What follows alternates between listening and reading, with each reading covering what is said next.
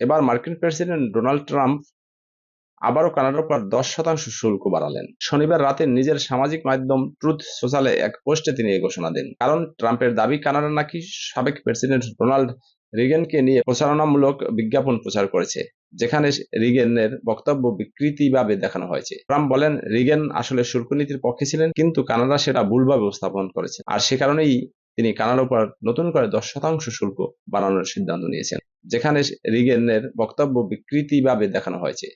Trump বলেন, regain আসলে শুল্ক নীতির পক্ষে ছিলেন, কিন্তু কানাডা সেটা ভুলভাবে উপস্থাপন করেছে, আর সে কারণেই তিনি কানাডার উপর নতুন করে 10% শুল্ক বাড়ানোর সিদ্ধান্ত নিয়েছেন। এর আগে ট্রাম্প কানাডার সঙ্গে সব ধরনের বাণিজ্য আলোচনা বাতিলের ঘোষণা দেন। ট্রাম্পের এই সিদ্ধান্ত যুক্তরাষ্ট্র ও কানাডার সম্পর্ক আরও উত্তপ্ত হতে পারে বলে মনে করছেন বিশ্লেষকরা।